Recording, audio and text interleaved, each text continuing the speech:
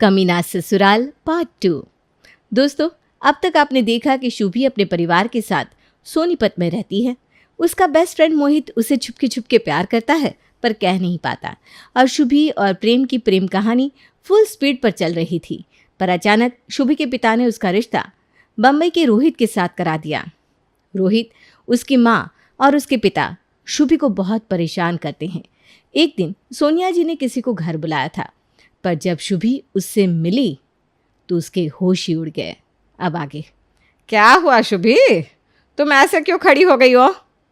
नहीं मम्मी जी, कुछ नहीं। इसे तो तुम जानती होगी ना? हाँ, अरे मेरा मतलब है कि ये भी तो सोनीपत से ही है। छोटा शहर है तो मुझे लगा कि तुम दोनों एक दूसरे को जानते ही होगे। जी आंटी, हम एक दूसरे को बहुत अच्छे से जानते हैं। हम लोग साथ में ही पढ़ते थे कॉलेज में। शुभी, कैसी हो? बहुत बदल गई हो तुम। जिस अतीत को शुभी भुलाने की कोशिश करती हर रात को, वही अतीत उसके सामने आ खड़ा था। वो समझ ही नहीं पा रही थी कि वो करे तो क्या करे। रोए, हंसे, उसे कहे कि तुम मुझे भगाकर लेकर क्यों नहीं गए, पर वो मौन खड़ी रही। अपने आप को संभालने के बाद वो चाय नाश्ता देकर अंदर चली गई, पर उसके मन में जहाँ एक तरफ खुशी थी, वहीं दूसरी जगह घबराहट। आखिर क्यों आया होगा प्रेम वहाँ? तभी उसे एक मैसेज आता है। 5 मिनट के बाद दूध लेने के बहाने नीचे आ जाना। वो नीचे जाती है और शुभी, मैं यहाँ हूँ। चले जाओ यहाँ से। आखिर इतने समय बाद तुम आए ही क्यों? और तुम मेरी सास को कैसे जानते हो? काम के सिलसिले में उनसे जान पहचान होगी, फिर पता चला कि वही तुम्हारी सास है, तो दोस्ती और बढ़ा ली और यहाँ चला आया। मुझे हग नहीं करोगी क्या? ये सुनते ही शुभी जोर से उसके गले लग जाती है और रोने लगती है। मैं मानता हूँ शुभी कि मैं उस समय तुम्हारे लिए स्टैंड नहीं ले पाया, पर देखो अब मैं यहाँ हूँ तुम्हारे सामने, तुम्हें लेने आया हूँ। अब ध्यान से सुनो। और प्रेम और शुभी भागने का प्लान बनाते हैं। अगले दिन प्लान के मुताबिक शुभी सबके खाने में नींद की गोली मिलाकर डाल देती है, जिससे सभी घर वाले सो जाते हैं और प्रेम शुभी को लेकर भाग जाता है। वो पास ही के एक ट्रेन में बैठ जाते हैं। ओह माय गॉड, मुझे विश्वास नहीं हो रहा प्रेम कि हम भाग गए। ये 1 साल में मैं भूल ही गई थी कि बाहर की दुनिया कैसी होती है। Thank you Prem, thank you so much. अरे मेरी प्यारी बेबी, इसमें थैंक यू क्या? मैं यहाँ हूँ, यहाँ हूँ, यहाँ। तुम्हारी फिल्मी बातें तो कभी ख़त्म ही नहीं होगी। पूरे 2 दिन के सफ़र के बाद वे लोग एक जगह पहुँचते हैं। कुछ दिन प्रेम शुभी को घुमाता फिराता, उससे प्यार करता, और फिर एक रोज़। चलो शुभी, रेडी हो जाओ, हमें कहीं जाना है। कहाँ? अरे किसी को मिलने, वो तुम्हें देखने के लिए बहुत एक्साइटेड है। बस तुम जल्दी से तैयार हो जाओ, और हाँ, मेकअप अच्छे से करना।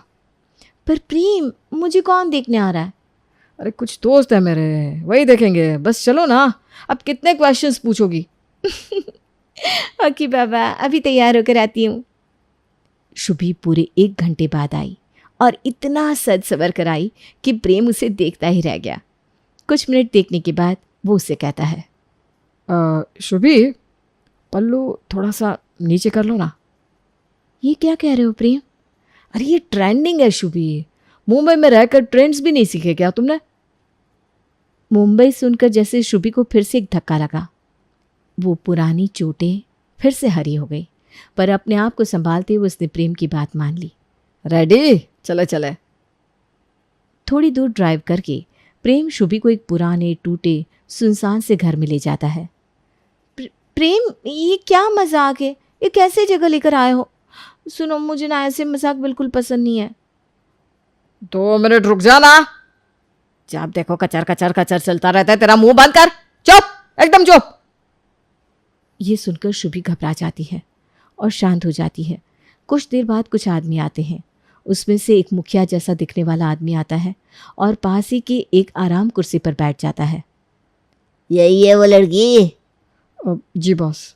ठीक है, थोड़े मार्क्स है शरीर पर ठीक है। इसके हुए 50,000 रुपये। अब तो शुभी को चक्कर आने लगे। वो समझ ही नहीं पाई कि ये क्या हो रहा है। 50,000? चल क्या रहा है ये? ओ, तो ये जुबान वाली लड़की है। आ लड़की, तुझे गूंगी गुड़िया बनकर रहना है, समझी? ज्यादा कुछ बोलना नहीं है, बस जैसा कहा जाए वैसा करे। हाँ। शुभी प्रेम की ओर देखती है। हैरानी से, परेशानी से, कई सवाल थे उसके मन में, पर प्रेम तो जैसे उसे देख ही नहीं रहा था। वो अपने पैसे लेकर चला जाता है और शुभी को वहीं छोड़ जाता है। प्रेम, क्यों किया तुमने ऐसा? एक नरक से उठाकर तुमने मुझे दूसरे में क्यों फेंक दिया? मैंने कुछ नहीं किया। अगर कुछ जानना है ना तो अपनी सास से पूछो। उसी ने मुझे बुलाया था और ये डील फाइनल की। तुम्हारा वो शेयर मार्केट वाला पति वो खुद ये काम कमीशन पर करता है।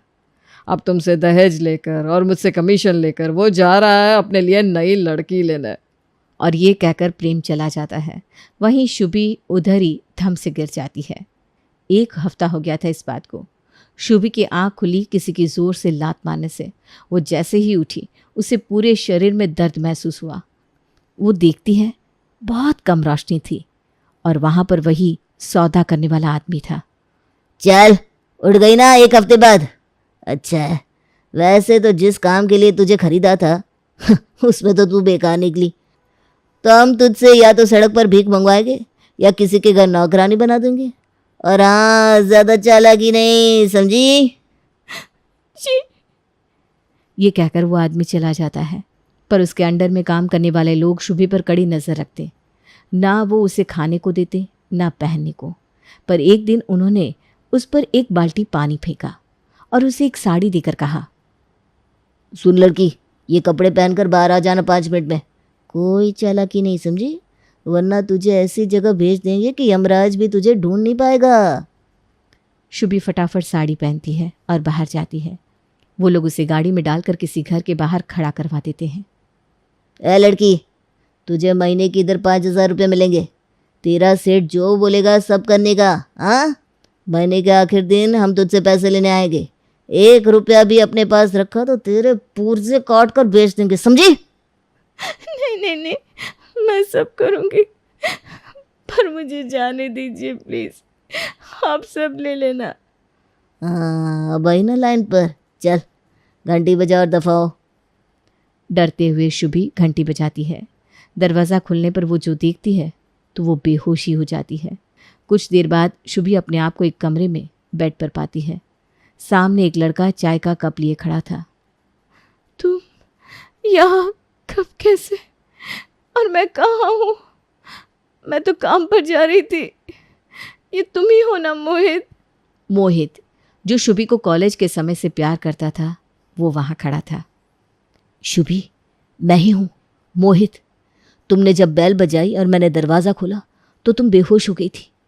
मोहित, ये कहकर शुभी उसके गले लगती है और बहुत रोती है।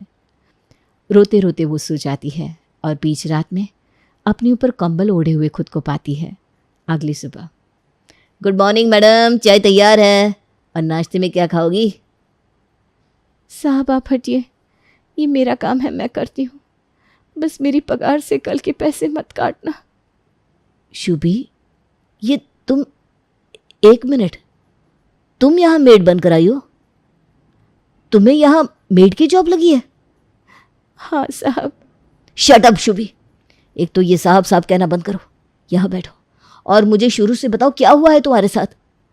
क्या बताऊँ मोहित, मैं पागल थी जो प्यार में फंस गई। पर सबसे बुरे तो मेरे माँ बाप है। भारत में अक्सर लड़कियों की जिंदगी जेल जैसी हो जाती है। माँ बाप को बस चकाचौंध दिखती है और बिना कुछ जाने, बिना कुछ समझे अपनी बेटी, नहीं, अपने बोझ को वो अपने सर से हटाकर किसी और के सर मढ़ देते हैं। मोहित, मैं प्रेम के साथ रिलेशनशिप में थी। ये बात जब पापा को पता चली तो उन्होंने मेरे लिए रिश्ते देखना शुरू किया। उन्हें ये परिवार मुंबई का मिला तो सोचा कि बेटी को तो बड़े शहर भेजेंगे, साथ ही उनका शहर में आना जाना आसान हो जाएगा। और बस ये सोचकर मेरी शादी करवा दी। मेरा पति शेयर मार्केट का कहकर घर पर रहता था।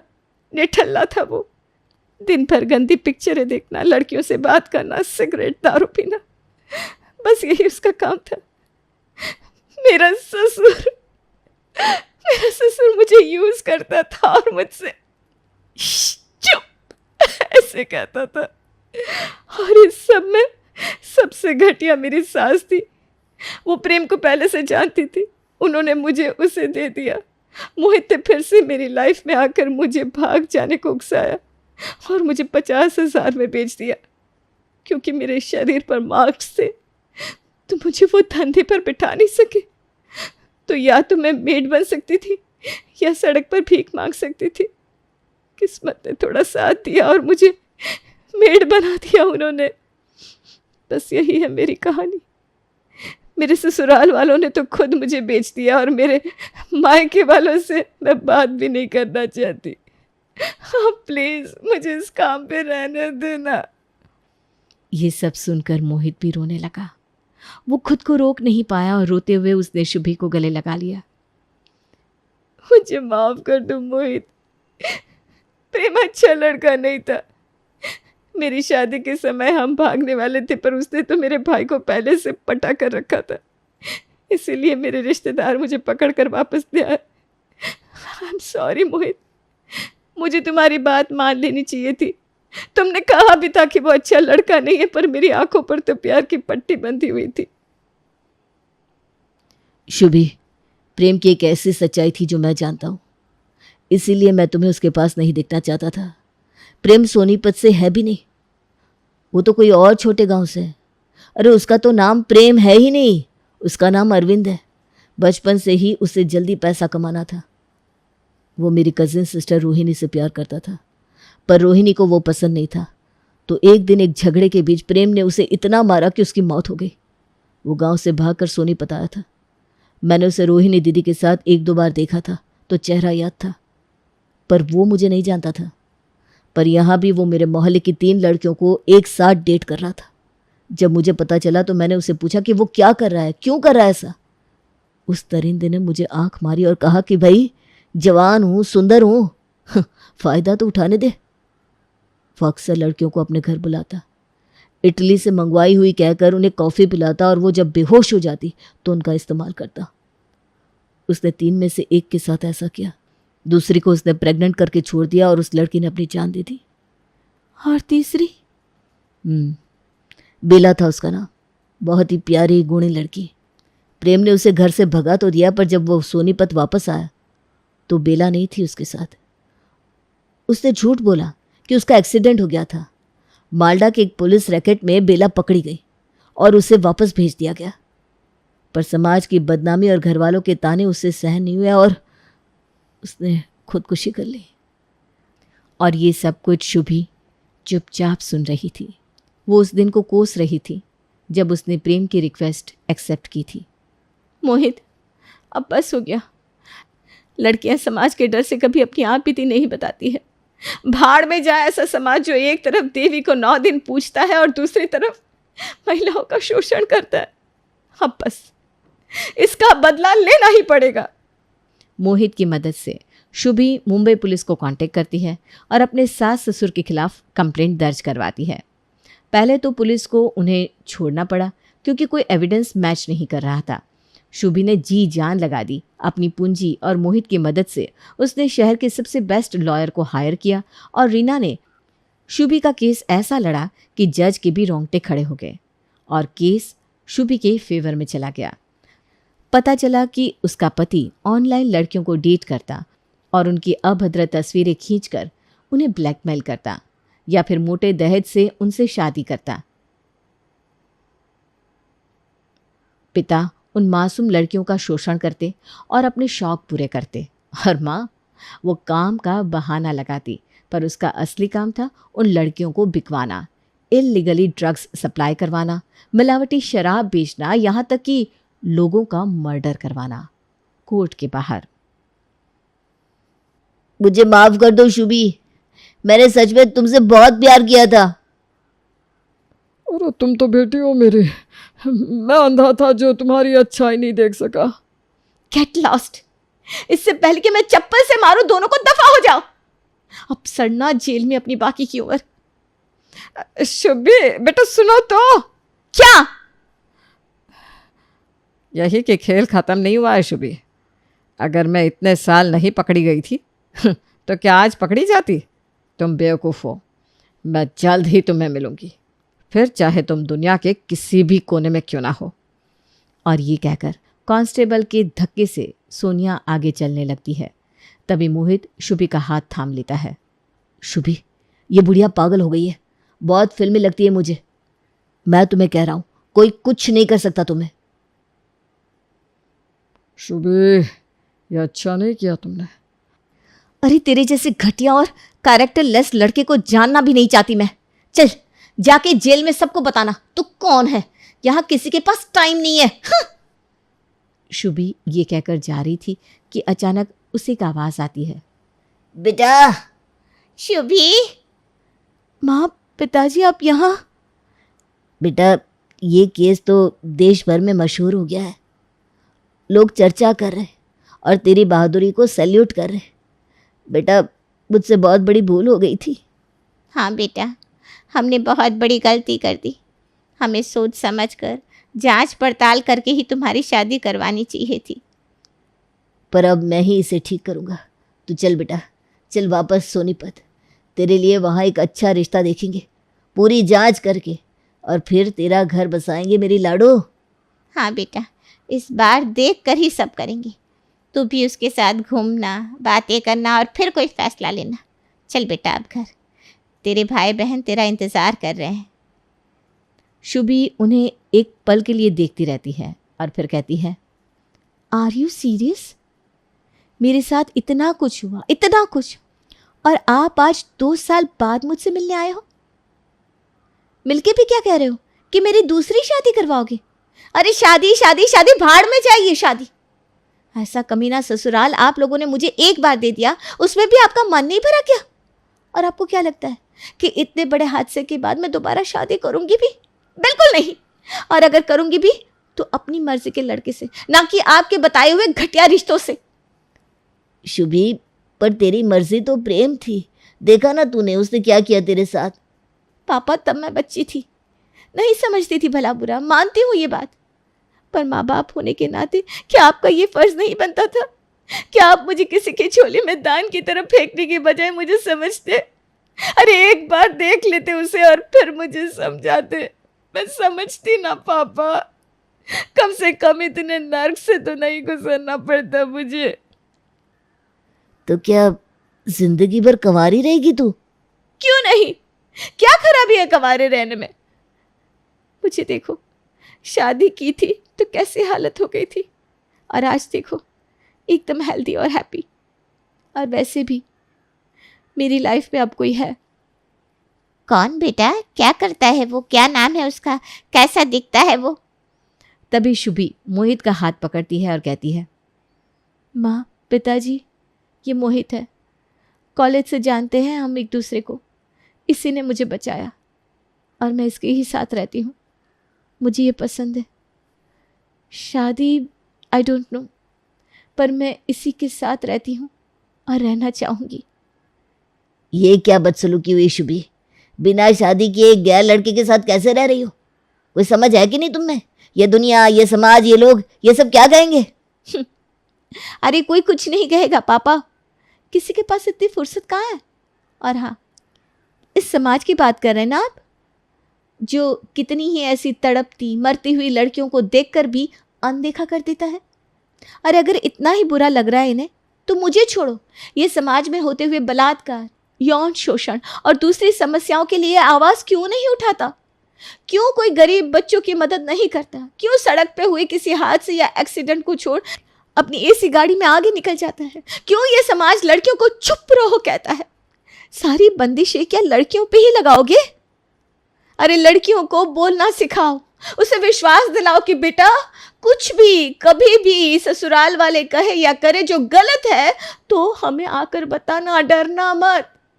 बोलो, ताकतवर बनो, कभी गलत सहना मत बेटा। ये विश्वास क्यों नहीं दिलाता पापा?